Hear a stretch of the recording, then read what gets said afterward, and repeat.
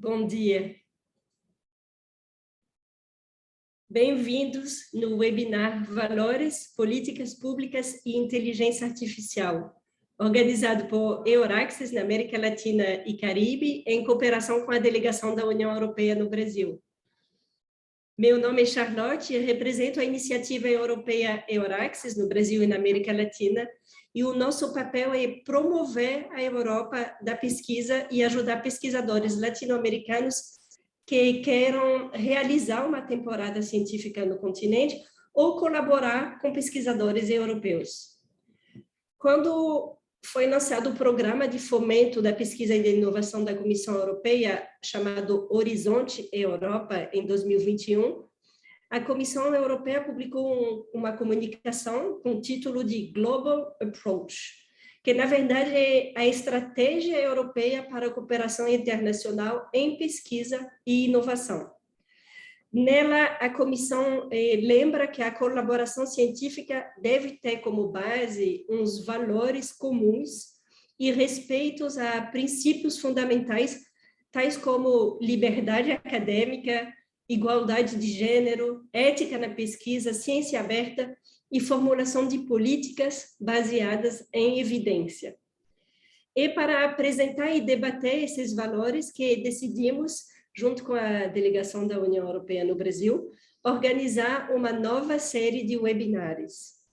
Nesse contexto, ninguém melhor para iniciar a série do que o Henrique Carlos de Castro, pesquisador da Universidade Federal do Rio Grande do Sul e coordenador do módulo Jean Monnet Euroval, Valores Europeus e a União Europeia, estudos comparativos entre a Europa e a América Latina.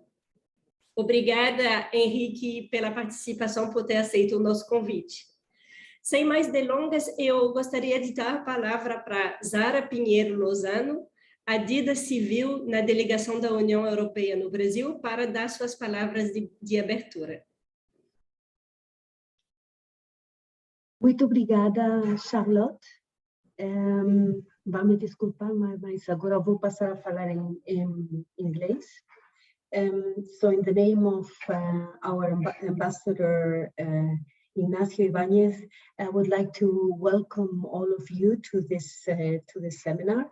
It is for us in the EU delegation a great pleasure to be able to be part of this webinar on public policies and artificial intelligence. It is also a great pleasure for the delegation to be able to contribute to this discussion together with Professor Enrique de Castro from the Federal University of Rio Grande do Sul, who is, as we always say, also one of our EU ambassadors, as he is developing research within one of the frameworks provided by the European Union, which is the Jean Monnet program, which he is coordinating. So great pleasure to be with you here, Professor Enrique.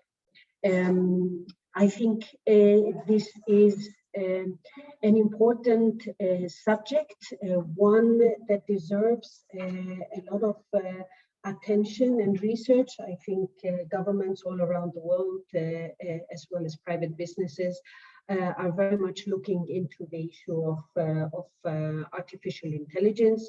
It is, of course, one of the frameworks where the EU would like to set standards.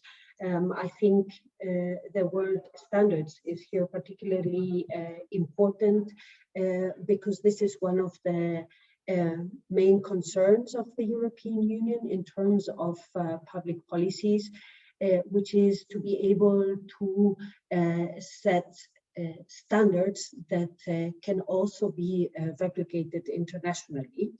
I think we all agree that artificial intelligence is of great importance for all citizens and of great benefit for citizens and businesses across the world. There are many examples that I can that I could mention where artificial intelligence is of benefit. But of course, from the EU perspective, the EU approach is to create a human-centric artificial intelligence, basically, therefore, a framework that actually protects fundamental rights. And here we get into the values. In the value part of this seminar, I think this is very important for us from the European Union to be able to have a policy framework that actually supports and protects these fundamental rights. We understand that this is not easy,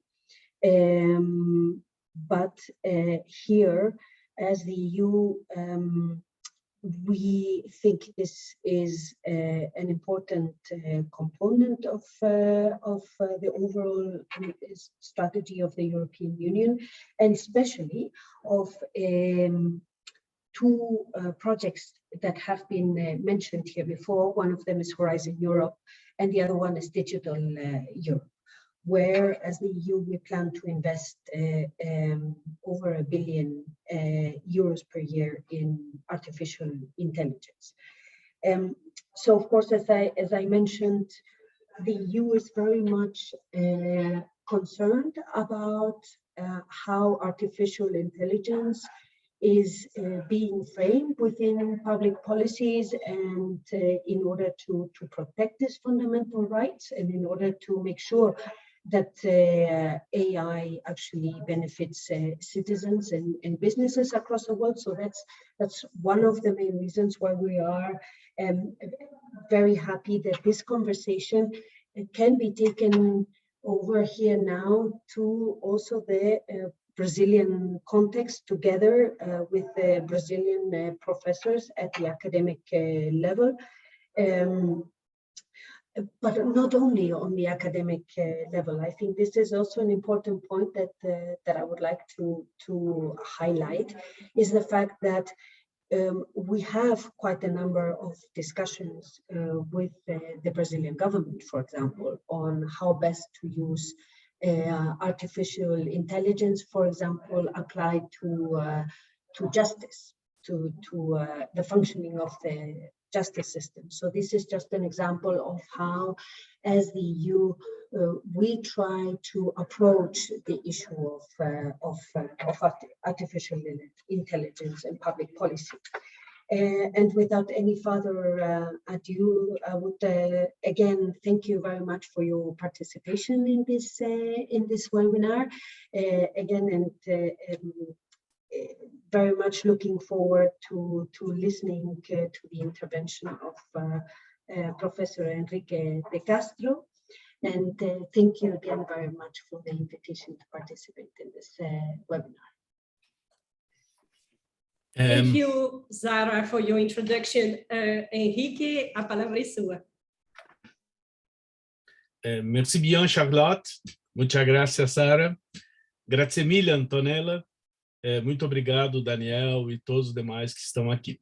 Bom, primeiro, antes de tudo, é uma grande satisfação e alegria poder participar dessa série de webinars e, particularmente, honrado por ser o primeiro a falar nesta nova série. E fui convidado, por gentileza da Antonella e de outras pessoas, da Charlotte e outros, em função dessa iniciativa que foi da professora Sônia Raniszewski, que infelizmente não está mais entre nós, de construirmos esse módulo Jean Monnet, que é o Euroval. Bom, sem mais delongas, eu vou fazer a minha apresentação, que pretende ser mais uma provocação, perdão, para o debate, do que efetivamente uma palestra. Eu quero conversar com as pessoas. Eu acredito que vocês estão enxergando a apresentação. Bom, o título proposto foi o tema proposto: Valores, Políticas Públicas e Inteligência Artificial. Eu sou professor na Universidade Federal do Rio Grande do Sul, como foi dito, no Departamento de Economia e Relações Internacionais, no curso de Relações Internacionais e no programa de pós-graduação em Ciência Política. Antes eu fui professor da Universidade de Brasília e sou o coordenador do módulo Euroval, Valores Europeus e a União Europeia, Estudos Comparativos entre América Latina e Brasil. Sou também o coordenador do Brasil da Pesquisa Mundial de Valores, que é a maior pesquisa acadêmica em funcionamento, que trata de valores, comportamento e seres humanos em geral, como pensam e como agem os seres humanos. Uma pesquisa que funciona sem interrupção desde os anos 1980 e compondo mais de 100 países. Bem, sobre o que eu vou falar? Isso aqui não é exatamente uma ordem de fala, mas são questões que eu vou tratar hoje e de uma maneira bem aberta. Primeiro, cultura política, política pública, institucionalismo, culturalismo. Não se preocupem que não vai ser uma fala acadêmica, mas são temas que nós vamos tratar de alguma forma quando falar do que nós pretendemos hoje. E em políticas públicas baseadas em evidência e valores, como isso tem sido tratado ultimamente. Também inteligência artificial como fonte de evidência para políticas públicas e alguns exemplos e algumas provocações, como disse antes. Bom, eu começo trazendo um dado que faz parte da sétima rodada, sétima onda da Pesquisa Mundial de Valores, a pesquisa World Value Survey, que foi perguntado em todos os países se ciência e tecnologia, se as pessoas veem que isso pode trazer novas oportunidades no futuro, ou seja, se as pessoas, né, se nós temos, né, como população dos diversos países, uma visão positiva ou negativa, né, de que a ciência e tecnologia pode ajudar a construir o futuro. Numa média, numa escala de 1 a 10, onde 1 significa não acredita nisso e 10 acredita plenamente, a média de resposta dos países europeus foi 7,75, ou seja, bastante alta, uma visão, uma expectativa positiva sobre o papel da ciência e tecnologia no futuro. Na América Latina, também uma média bastante alta, né? 7,21. Ou seja, o que nós notamos, que nós vemos, é que existe uma atitude favorável ao uso da ciência, tanto na América Latina quanto na Europa. E isso se repete pelo mundo inteiro, certo? Ou seja, parece que a humanidade tem uma visão, pelo menos nesse aspecto, positiva. No entanto, nem sempre o que as pessoas querem é o que acontece. Existe diria Caetano Veloso, numa das músicas mais bonitas do cancioneiro brasileiro, há uma distância entre intenção e gesto. E aí que vem a pergunta, e como é que ficam as políticas públicas? Como fica o uso de ciência e tecnologia em políticas públicas? Bem, é sobre isso que eu quero provocar um pouco uma conversa hoje. Eu começo falando como se deu a evolução da ciência, ciência entre aspas, tá? Mas, na verdade, eu quero dizer o uso do conhecimento em relação às políticas públicas, e eu falo basicamente do Ocidente, porque é disso que nós estamos falando. Não que haja qualquer visão de superioridade cultural, social, política, em relação ao Ocidente, mas é disso que nós falamos quando comparamos, quando conversamos sobre a Europa e a América Latina, sobre essa realidade que nós estamos trabalhando.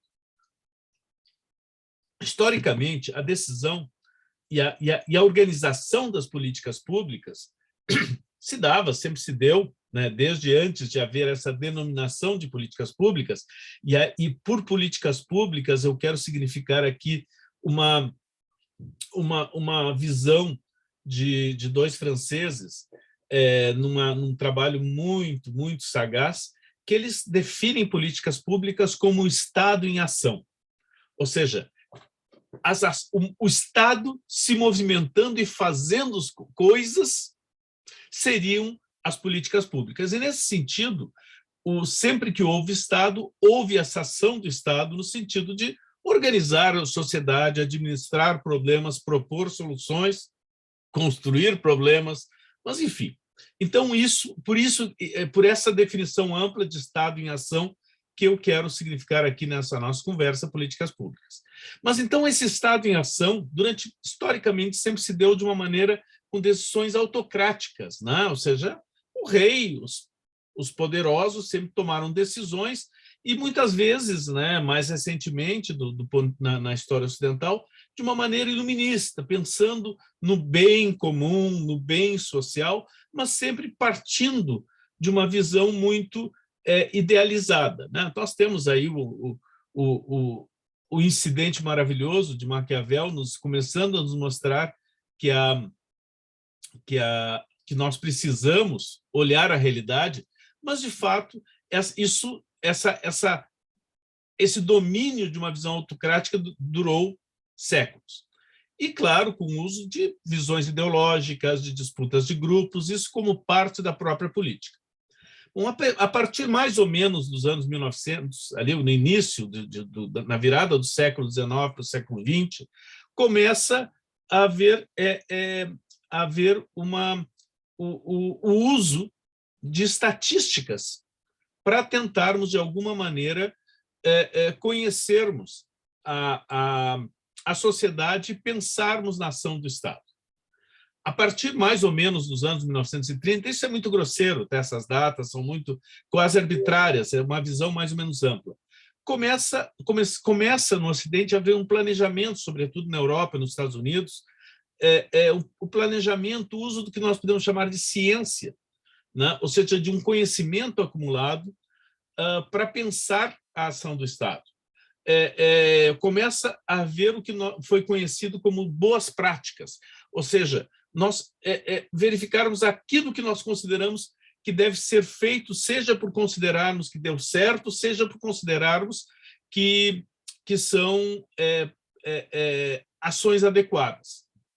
A partir dos anos 1990, no Reino Unido, começa um novo movimento que, na minha visão, modificou bastante a lógica das políticas públicas, que é o uso de evidências para nós pensarmos e organizarmos as políticas públicas, para avaliarmos as políticas públicas, não apenas mais nas vontades ou em visões idealistas ou voluntaristas, mas utilizando o conhecimento da humanidade para isso. Isso evoluiu, né?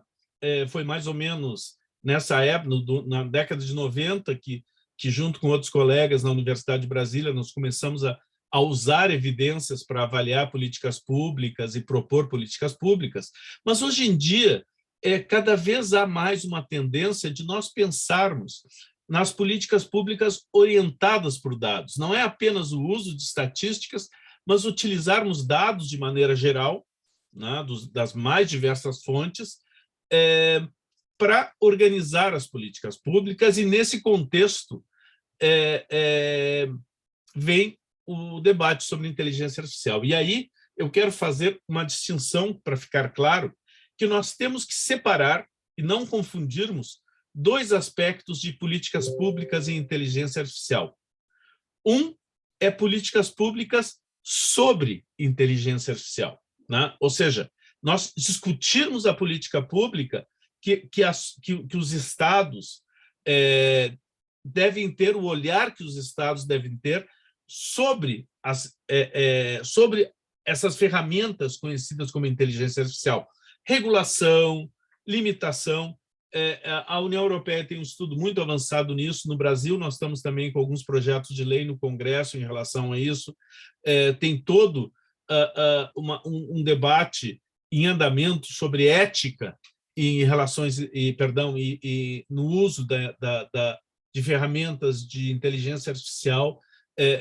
Eu mesmo faço parte de uma iniciativa de colegas da PUC, de uma rede de pesquisadores interdisciplinar sobre ética e inteligência artificial, perdão, mas diferenciar isso de usar ferramentas de inteligência artificial para melhor planejar, organizar, avaliar as políticas públicas. Ou seja, o Estado ser mais proativo no uso dessas ferramentas. E aqui só um parênteses técnico. Quando eu falo inteligência artificial, eu estou querendo significar, basicamente, ferramentas, certo? De inteligência artificial. Não. A inteligência artificial é um guarda-chuva que pode significar muita coisa ou nada. Então, são as ferramentas, mas só para facilitar, vamos chamar de inteligência artificial. E aí vem um conceito importante que, nesse contexto, né, que é cultura política, ou seja, como as pessoas veem a política, certo? Isso é bastante importante, né, porque as pessoas discutem política o tempo todo. Tem um dito popular no Brasil que não se discute política, religião e futebol. Vejam em lugares comuns, no ônibus ou em qualquer lugar onde há pessoas, são os 3 assuntos mais falados junto com o sexo.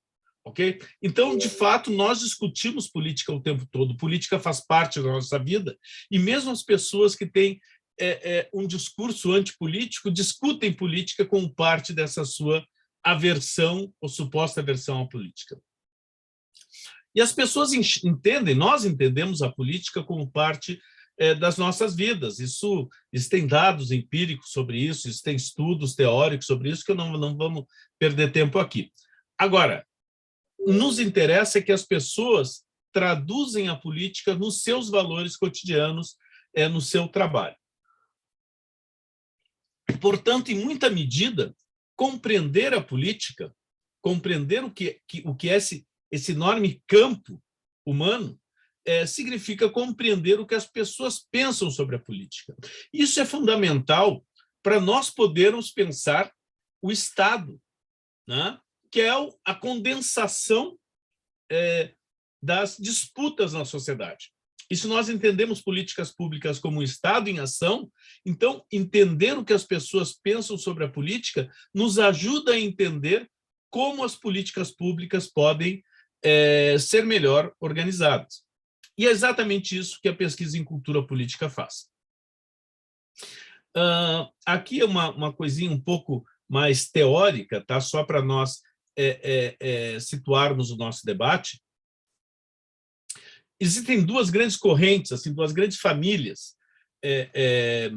dentro da ciência política, e em outras áreas das humanidades também, mas vamos falar de ciência política, que é a corrente, a visão institucionalista e a visão culturalista. Basicamente, de maneira grosseira, o institucionalismo teria, de maneira geral, explicaria a política, explicaria a sociedade a partir do funcionamento e da organização das instituições.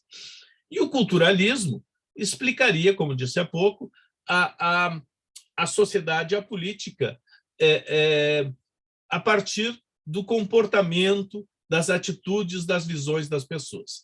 E essas 2 correntes, elas são quase como linhas paralelas na ciência política, o que é, na minha visão, uma estultice, né? As instituições são construções humanas, elas não são naturais, e a cultura é também uma construção humana. Ou seja, se nós queremos entender a política, se nós queremos entender a sociedade, nós não podemos criar distinções artificiais que foram importantes no Ocidente a partir dos anos do século XIX, início do século XX, para a constituição das disciplinas, das áreas de conhecimento, mas hoje, cada vez mais, há evidências que o conhecimento precisa ser trabalhado de maneira interdisciplinar. Agora, se nós pensarmos esse institucionalismo e esse culturalismo num nível muito abstrato, se nós diminuirmos o nível de abstração, e eu vou mostrar isso no próximo slide, nós podemos pensar em que o institucionalismo se materializaria em políticas públicas, no Estado em ação, ou seja, as instituições em movimento, o Estado em movimento, e a cultura, e esse culturalismo se materializaria também na cultura política, ou seja, nessa forma de entendermos a política a partir do que as pessoas pensam. E só uma curiosidade, se isso pode parecer muito óbvio que as pessoas são importantes para nós entendermos a política, só em 1963, com o estudo da década feito na década de 1950 nos Estados Unidos, que efetivamente começa a se colocar como centro da compreensão da política as pessoas. Até então, o centro da política era visto como as instituições, né? Nossos parlamentos, como funcionam os congressos, etc., etc. Então, esse livro, que esses dois autores que eu trago aqui, eu trago mais como uma referência histórica, porque a visão fundamental deles, na minha concepção, está bastante ultrapassada, mas eles têm essa importância de terem colocado as pessoas no centro da política, o que as pessoas pensam como fundamental para a explicação das instituições. Bom, e hoje, né, nós podemos pensar de uma maneira mais ampla, que nós temos que começar a entender o conjunto das orientações subjetivas, ou seja, que cada um de nós tem, que nos ajudam a interferir na realidade política, que nos ajudam a funcionar, a trabalharmos em relação às instituições, compreendermos as instituições e compreendermos o Estado em ação. Essa, como eu comentei antes, né, se nós pensarmos essa relação entre, no nível mais baixo de abstração, entre culturalismo e institucionalismo, num nível, né, contido na cultura, no culturalismo, de maneira geral, nós teríamos, de um lado, a cultura política, do outro lado, as políticas públicas, e justamente onde se encontram as instituições, o institucionalismo e o culturalismo, é justamente nos valores, nas crenças, nas opiniões, né, das pessoas em relação ao Estado, em relação às ações do Estado, em relação justamente ao Estado em ação. Esse gráfico aqui foi feito por uma jovem doutora, Correa, num trabalho na sua tese de doutorado em 2008 na Universidade de Brasília, que eu tive a satisfação de orientar. Bom, agora a gente começa a conversar a partir desse chato introito um pouco mais teórico sobre políticas públicas baseadas em evidências. Bom, então, a relação entre instituições e cultura política é evidente. Ou seja, isso é sociedade. A sociedade não é uma parte de instituições, uma parte... Não, nós somos isso. E justamente daí a dificuldade de conseguirmos ter uma visão mais completa, porque nós sempre tendemos a ver partes. E claro que elas influenciam-se mutuamente, não tem como nós pensarmos de uma maneira diferente. Então, para nós melhor entendermos as políticas públicas, e nós vamos chegar na inteligência artificial, nós temos que melhor entender essa relação entre as instituições e os valores das pessoas.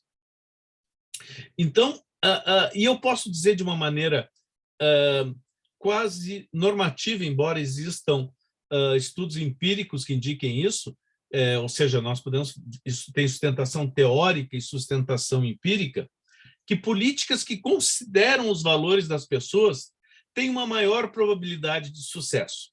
Aqui no Brasil, nós temos uma expressão que eu acho fantástica, eu acho maravilhosa, que inclusive indica os limites do institucionalismo, para quem só não enxerga quem não quer, que nós falamos essa expressão, que determinada lei pegou. Uma lei pegar, como se fosse um resfriado, como se fosse Covid.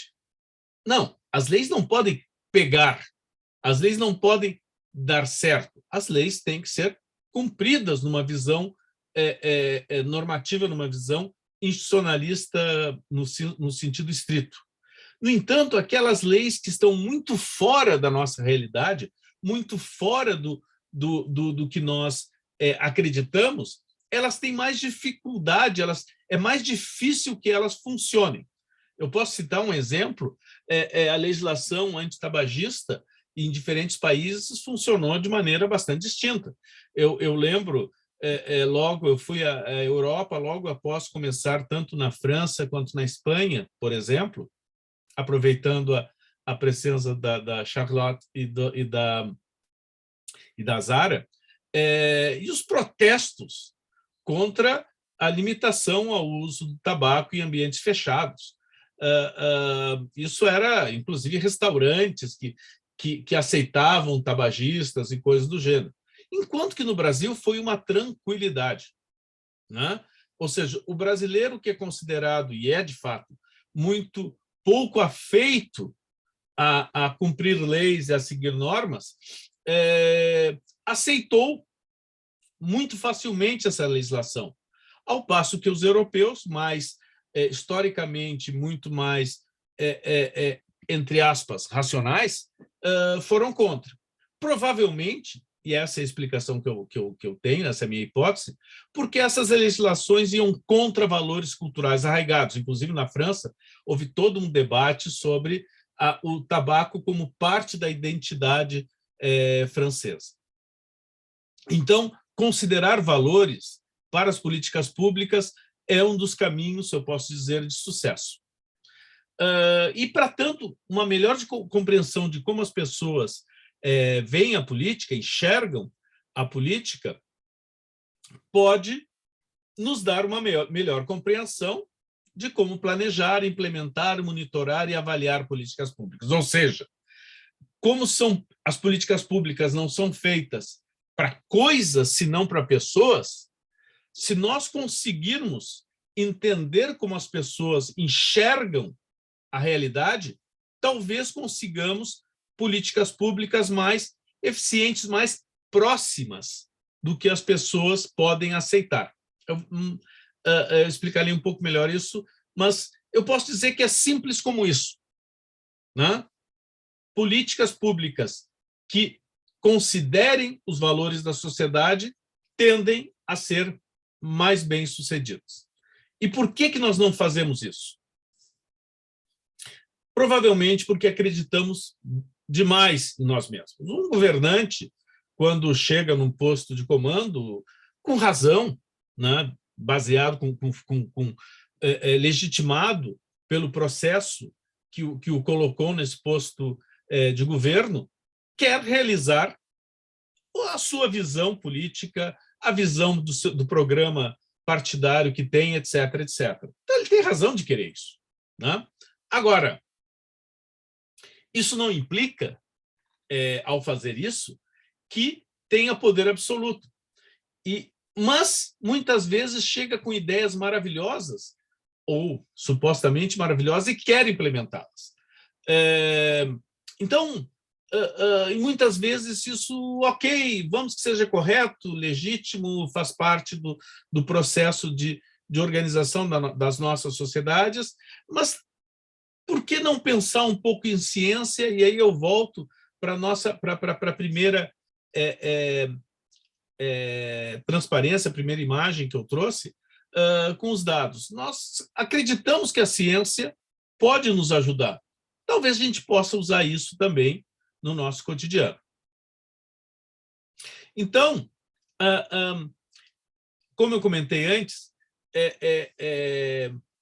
essa visão de políticas públicas baseada em evidências, como eu disse, eu pratico isso desde as décadas de 90, começou na Inglaterra na década de 90, mas a partir da década de 2010, isso passou a ser uma verdadeira febre em nível internacional e como se a humanidade, de fato, se desse conta, ou pelo menos o Ocidente, que nós, não só, isso é internacional, não é só no Ocidente, pudesse melhor funcionar usando evidências para organizar as políticas públicas e evidências em valores. Então, a medicina já tem um caminho mais longo de trabalhar com base em evidências, se todo um debate na medicina, se isso aí não está a tornando tecnificada demais, tal, é um debate saudável, aliás, né? Mas o fato é que hoje dificilmente um profissional da área de saúde vai trabalhar unicamente com base numa anamnese. Talvez ele precise de mais informações, exames clínicos, etc., etc. E sem entrarmos na discussão da eventual desumanização da medicina. Mas o fato que isso na medicina, por exemplo, já está claramente consolidado. E nós temos, quando nós pensamos em políticas públicas baseadas em valores, e isso eu gostaria de pontuar e dar uma certo destaque, nós temos duas coisas que são importantes. Eu vou tentar acelerar um pouco mais. Que nós podemos trabalhar de valores normativos, ou seja, valores que nós acreditamos que são importantes. A União Europeia trabalha nisso, eu vou falar adiante, todos os governos, em muita medida, propõem valores e querem que esses valores sejam materializados em políticas públicas na ação do Estado, né? E nós temos que ter algumas cautelas, algumas preocupações para evitar que essa imposição de valores não seja uma fonte de autoritarismo, de nós suprimirmos visões distintas, ou seja, que esses valores não sejam, que não excluam setores da sociedade que, por motivos os mais diversos, religiosos, ideológicos, sociais, tenham visões diferentes, ou seja, esses valores normativos não podem ser, na minha concepção, um fator de exclusão. Ou valores empíricos, ou seja, verificar os valores que a sociedade tem para pensar a ação política. Quer saber o que a sociedade quer, e aí nós temos o inverso. Nós temos que ter cuidado com aquilo que é chamado de populismo. Populismo é uma discussão complicada, eu não gosto desse conceito, mas não vem ao caso agora. Mas o fato é que nós temos que tomar cuidado para políticos que procuram organizar políticas públicas para satisfazer a população com vistas a apoio eleitoral ou algum outro tipo de ação. Nós temos vários exemplos disso, eu vou falar um deles evidente, com o uso de inteligência artificial mais adiante. E para isso, para nós conhecermos valores e conhecermos evidências baseadas em valores, nós usamos ferramentas de investigação social empírica, né? Ou seja, nós usamos dados secundários, estatísticas, grupos focais, survey, né, que como a pesquisa mundial de valores, e, claro, por que não, e cada vez mais se usa, o que se chama, de maneira genérica, inteligência artificial. E é possível fazer isso usando a frase da campanha do ex-presidente Obama: sim, nós podemos, né? Aliás, uma frase sensacional para uma organização de uma campanha. Infelizmente, todos os presidentes dos Estados Unidos sempre sujam as suas mãos de uma maneira que nós não gostamos, em guerras em outros países, etc. Mas, sim, vamos pegar a parte positiva do presidente Obama. Ele colocou essa frase muito forte: yes, we can. Nós podemos.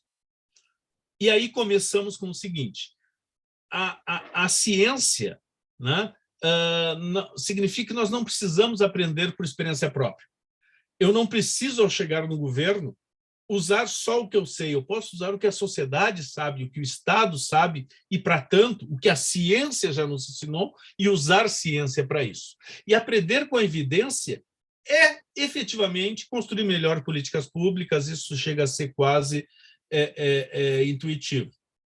Que é diferente... 5 minutos. 5 minutos, obrigado. Que é diferente de boas práticas. E há um dilema permanente sobre o que pode ser feito e o que deve ser feito com inteligência artificial, que daí entra a questão de ética, justiça social, efeitos perversos, etc. E eu já estou indo para a conclusão. Vários exemplos. No Brasil, esses exemplos que eu trago, eu participei, né, eu coordenei vários desses projetos, né, a avaliação do programa Bolsa Escola Federal, a avaliação do programa ProJovem, o programa Justiça em Números do Supremo, algo do STF, ou seja, algo que algumas pessoas não acreditavam que podia ser feito, de nós quantificarmos a ação do Supremo, da Justiça brasileira. É só olhar lá no site, lá no Supremo, tem a Justiça em Número, eu coordenei a primeira. O PRINT, o Programa de Internacionalização da CAPES, nós fizemos um survey inicial para organizar o programa, o que foi inédito na CAPES e no MEC. A Bolívia tem um trabalho maravilhoso utilizando atitudes e valores das crianças e de adolescentes para organizar políticas públicas na Bolívia com dados do WVS da Unesco. A União Europeia tem, desde a sua origem, ou até antes da existência da União Europeia, lá nos seus primórdios, a promoção de alguns valores: liberdade, democracia, igualdade. A Zara nos falou um pouco disso, e a promoção desses valores se dá por intermédio de políticas públicas, ou seja, existe uma normatividade na ação. No mundo, nós temos a Pesquisa Mundial de Valores, que nos ajuda, por exemplo, a melhor avaliar e tem um convênio com a ONU nesse sentido, de verificar os Objetivos de Desenvolvimento Sustentável. A iniciativa V20, Valores 20, de um grupo de pesquisadores do qual eu faço parte, para propor políticas públicas para o G20. Tem uma proposta de educação financeira que eu fiz não é VCM, é CVM, Comissão de Valores Imobiliários, ok? Numa reunião junto com a CDE, eu vou rapidamente passar adiante, mas então nós temos muitos exemplos de como nós fazemos isso. E a pergunta é: por que não usarmos evidências com inteligência artificial? E nós já fazemos isso, na verdade. Eu não vou gastar muito tempo aqui, até porque esse gráfico está errado. Uma pessoa do meu grupo me mostrou que esse gráfico está errado, mas se nós pegarmos valores das pessoas num eixo, relacionando valores negativos a positivos em relação à corrupção, e no outro eixo, valores relativos negativos a positivos em relação à educação financeira, nós podemos, entre aspas, classificar as pessoas, né, e os países em diferentes quadrantes, e com isso termos evidências para planejarmos políticas públicas. O que está errado aqui é Improve Financial Education, está trocado por Improve Positive Corruption-Related Values. Mas, de qualquer forma, é possível operacionalizar-os. Para finalizar, nós podemos conhecer melhor a sociedade, que é muito mais do que análise de Big Data, gente. Não é só pegarmos grande quantidade de dados, analisarmos, mas construirmos conhecimento com o uso de ferramentas como, por exemplo, a aprendizado de máquina, que nos permite a predição de políticas públicas, ou seja, nós podemos verificar a priori se uma política vai funcionar baseado no que nós conhecemos da sociedade e dos valores da sociedade e de como as pessoas pensam e como a sociedade funciona. Isso é possível de ser feito. É possível de ser feito com ferramentas tradicionais, estatísticas, mas a inteligência artificial nos permite uma riqueza muito maior, até porque nós podemos usar, no limite, todos os conhecimentos disponíveis. O Brexit é um exemplo emblemático de como fazer isso, de como, ao mesmo tempo, trabalhar valores de maneira normativa e de maneira empírica para construir uma política pública. Na minha visão, um mau uso. Não, sem o juízo de valor, se foi correto a saída do Reino Unido, da União Europeia, não é essa a discussão. A discussão é que manipularam as pessoas com o uso dessas ferramentas. Bom, mas o que é feito para o mal pode ser feito também para o bem.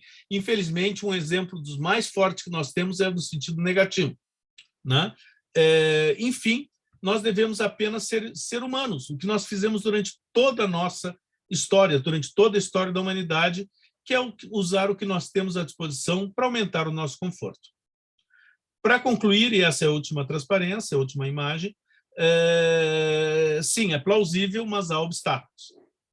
Interesses políticos, econômicos, acadêmicos, científicos, disputas em todas as áreas, carreiras, uma pessoa constrói sua carreira inteira dentro do Estado, dentro da política, e fazendo algo e, de repente, chega alguém querendo mudar. Isso não é fácil. Paixões, as pessoas gostam, nós somos humanos, a paixão é parte do nosso ser humano, é um valor que nós temos e que nós não podemos abrir mão, nós temos que ser apaixonados pelas coisas. Mas isso tem a parte positiva e negativa. Investimentos, a União Europeia, como foi dito, né, é muito dinheiro, né, em inteligência artificial, mas países como o Brasil, ao contrário, nesse momento nós precisamos muito de cooperação internacional, porque geralmente os investimentos no Brasil em ciência e tecnologia são muito aquém do necessário. Neste governo tem piorado bastante, e vai haver, independentemente do próximo governo, um tempo muito grande para nós tentarmos reverter esse quadro. Weber nos trouxe um debate clássico sobre a ciência e a política como vocação, e nós temos que entender que esses dois campos nem sempre andam juntos. Juntar requer arte, sabedoria e muito trabalho. Por fim, nós somos seres humanos. Nós temos dificuldades, nós temos os nossos limites. Mas tudo isso tem que ser pensado com a frase de sim, nós podemos fazer. Então, agradeço o tempo que me foi dado, peço perdão por ter passado um pouco, né? Mas, enfim. Muito obrigada, Henrique. Foi um prazer ouvi-los e poderíamos continuar muito tempo. Mas gostaria de ver se as suas provocações pegaram ou não e se vamos ter a reação do público. Por isso era bom deixar uns minutos. Já temos uns comentários. Eu gostaria de saber se a nossa colega Antonella quer fazer uma pergunta, ou se já vou lendo a pergunta da Cristiana. Sim, podemos ler a pergunta da Cristiana e depois eu escrevo a minha aqui no chat. Perfeito. Então, Cristiana agradece pela apresentação, Henrique, e diz: você apresenta a inteligência artificial como uma ferramenta para apoiar a construção de políticas públicas baseadas em evidências de valores. Como falar, do sua, Cristiana, não? Terias como falar sobre o atual cenário de uso de inteligência artificial para mudança de valores com fins ideológicos na política? Bom, Cristiana, muito obrigado pela pergunta e pela provocação. Claro, isso muitas vezes, muitos dos avanços que nós temos na ciência, infelizmente, não se dão para o bem, mas se dão muitas vezes por motivos de outra natureza. A medicina avança em função de guerras, a boa parte da tecnologia que nós utilizamos em paz é utilizada, inicialmente em pesquisa bélica, a própria internet surge nesse sentido, e eu usei agora mesmo o caso do Brexit como o grupo que utilizou as informações e ferramentas de inteligência artificial, como aprendizado de máquina e algumas outras muito sofisticadas, para construir um consenso, ou ajudar a construir um consenso, uma visão que seria melhor para o Reino Unido sair da União Europeia, e isso não tem um juízo de valor, será correto ou errado, mas é um uso de ferramentas na política. Na própria eleição no Brasil, isso, que elegeu o presidente Bolsonaro, isso é evidente. E como se faz isso, por exemplo? Dirigindo as perguntas, as informações, os conhecimentos para cada pessoa, conhecendo individualmente como cada pessoa pensa e enviando informações que interessam ou que podem convencer aquela pessoa. O marketing faz isso. né? Há muito tempo existe no jornalismo que se chama de segmentação, que é nós fazemos informação para grupos diferentes. Hoje nós podemos ter essa segmentação num nível de sofisticação que é informação para o indivíduo a partir dos valores do indivíduo, né? E esses valores são organizados de formas a convencer esse indivíduo. Ou seja, a informação é organizada individualmente, é um cardápio, é um menu à disposição do indivíduo e não algo feito de maneira genérica. Não é cada pessoa recebe aquilo que melhor ajuda a convencê-la em determinada direção. Sim, isso já existe, e a existência disso é um indicativo forte que nós podemos fazer isso também, eu vou colocar entre aspas, para o bem, no sentido de ajudar a organizar a sociedade no sentido melhor. Não tem uma visão idealista ou ingênua aqui, não, de forma alguma. É possível fazer, mas isso envolve, como eu disse no final, disputas, etc. Obrigado, Cristiano.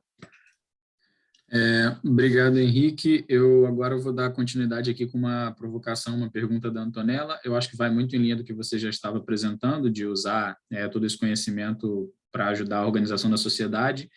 E ela pergunta aqui que gostaria de ouvir algum exemplo de como os governos podem usar dados e inteligência artificial para implementar políticas públicas mais apropriadas. Seria por meio de adoção de legislação específica, com mais pesquisa? Você poderia, talvez, trabalhar um pouco mais em exemplos práticos sobre como a gente pode realizar essa implementação? Obrigado, Antonella. Obrigado, Daniel. Bom, de maneira genérica, o que nós, seres humanos, sociedades, sempre fizemos é tentarmos construir a ação do Estado para resolver problemas. Como eu disse de maneira irônica, a gente está, muitas vezes, até construir problemas, mas não vem ao caso. O uso dessas ferramentas e essa ação do Estado se dá no Estado contemporâneo, sim, Antonella, por legislações, por normas, ou seja, há uma necessidade de organizar a ação do Estado. E, como eu disse antes, nós temos que separar o debate sobre inteligência artificial, esse guarda-chuva, na legislação de normatização de uso, de utilizar os conhecimentos que advêm para tanto.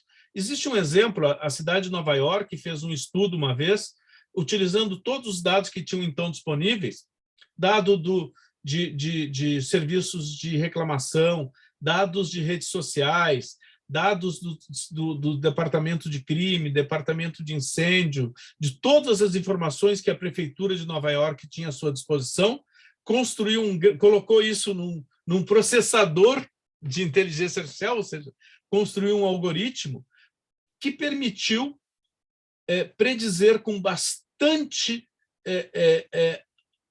acurácia, de maneira bastante precisa, em quais locais da cidade poderia haver acidentes, como, por exemplo, uma explosão em função de escapamento de gás, onde poderia haver algum assalto, né? E coisas do gênero, simplesmente trazendo informações.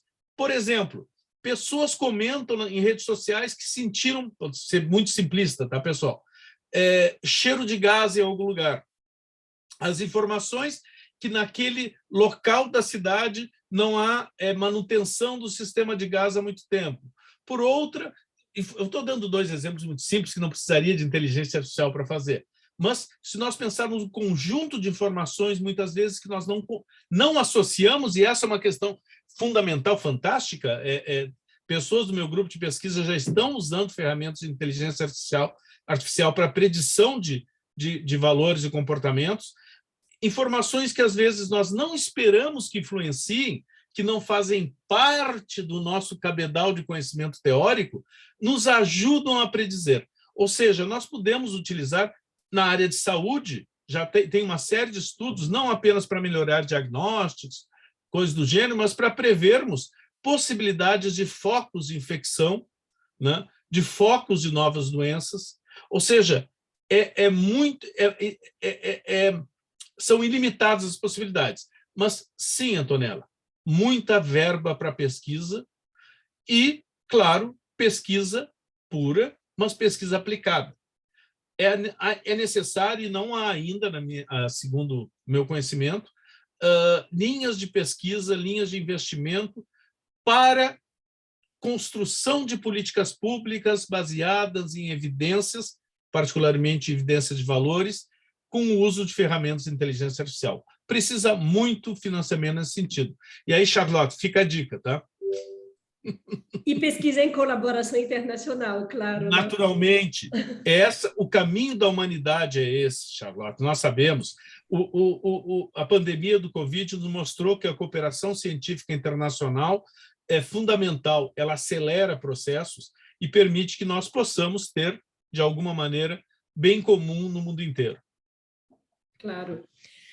Daniel, gostaria de saber se você acredita que empresas privadas estão à frente no uso das ferramentas de inteligência artificial comparado com o Estado na gestão de políticas públicas, e se você tem exemplo de estados que estão mais avançados nesse sentido. Eu acredito que é para mim, ok? Charlotte, claro que sim. As empresas, elas têm uma agilidade muito maior que o Estado. E as empresas, elas fazem políticas públicas, não é apenas o Estado, né? Eu comentava a visão que eu tenho de políticas públicas, que é o Estado em ação, mas essa ação do Estado pode ser motivada e organizada por empresas. E há grandes corporações que organizam e moldam a ação da sociedade, moldam a ação de Estados. E elas têm uma agilidade muito maior do que o Estado para fazer investimentos, né? Basicamente as grandes corporações, fazer investimentos e conseguirem chegar aos seus objetivos. Então, isso pode ser bom, mas, geralmente, considerando para que servem as empresas, que é para terem lucro, nem sempre isso vai em benefício de toda a sociedade. Quanto a estados,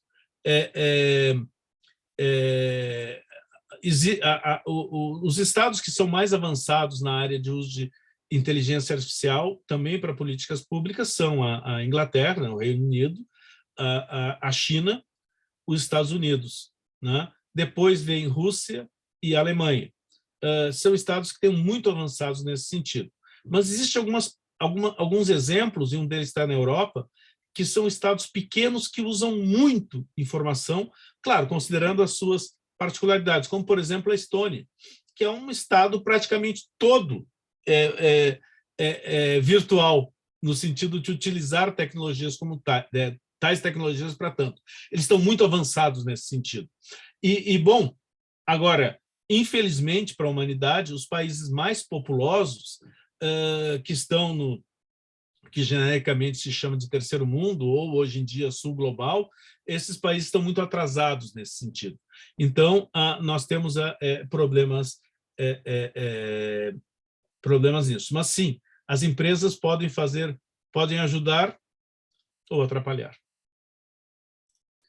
Obrigado, Henrique. A pergunta tinha sido de um xará meu, outro Daniel também, e agora eu vou seguir com mais uma aqui do Nicolás. Ele agradece pela sua fala, e ele fala que em uma sociedade em que cada indivíduo recria sua própria realidade na base das suas redes sociais, como que é possível voltar a ter confiança coletiva em evidências, em valores ou na ciência?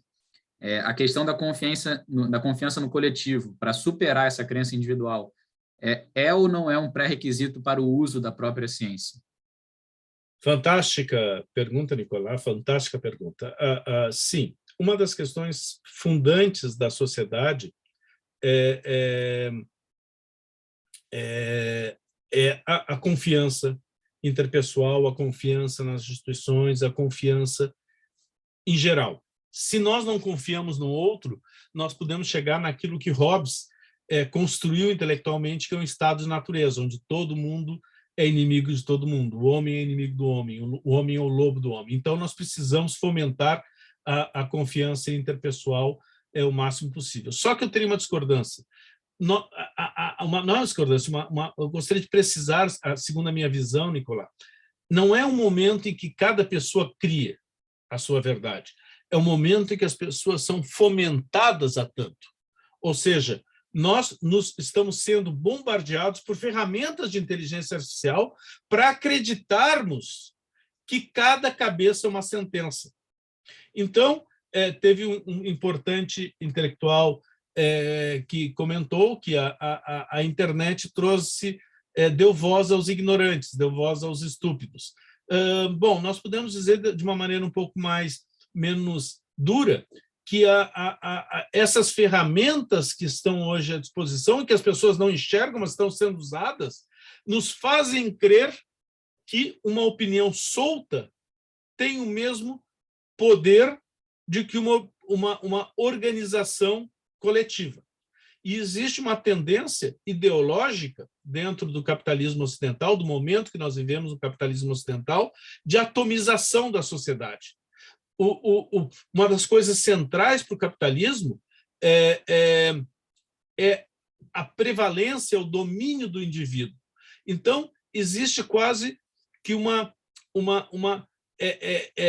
reificação do indivíduo como sendo o centro de tudo, quando esse indivíduo só existe porque existe uma sociedade.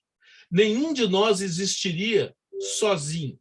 Nós só existimos como tais, como somos, por vivermos e termos nos constituído durante milênios em sociedade, o que nos fez seres humanos, para o bem e para o mal.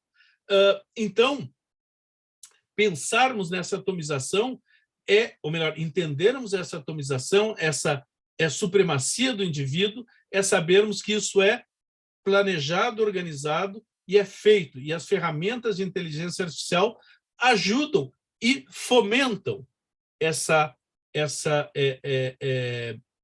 completa dispersão, poderíamos dizer, essa diáspora de indivíduos. Obrigada, Henrique. Duas perguntinhas para finalizar, eu vou juntá-las. Luiz, gostaria de saber se tem experiência de concepção de políticas públicas educacionais usando a inteligência artificial. E também, Mirela, gostaria de saber se você já ouviu falar de uso de inteligência artificial para controle de danos ambientais. Danos ambientais de um lado e políticas públicas educacionais. Bom, obrigado, Mirela e Luiz. Sim, em ambos os casos, eu posso dizer que, no limite, todas as áreas do conhecimento humano estão sendo tratadas de alguma maneira com ferramentas de inteligência artificial. Eu coordeno um subgrupo, um grupo especializado em ciências sociais e inteligência artificial, que se chama Pirandello, em homenagem ao dramaturgo italiano que criou um dos precursores do teatro do absurdo, e a sua peça, na qual alguns personagens entram em cena, mas não tem um diretor. Então, eles não sabem o que vai fazer porque não tem... Os personagens existem, mas eles não conhecem os seus papéis porque não tem uma direção.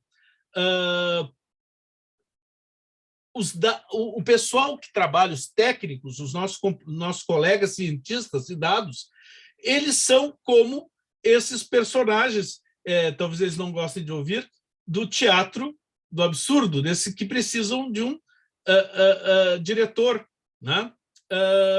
Então, eu vou tentar falar de maneira mais educada.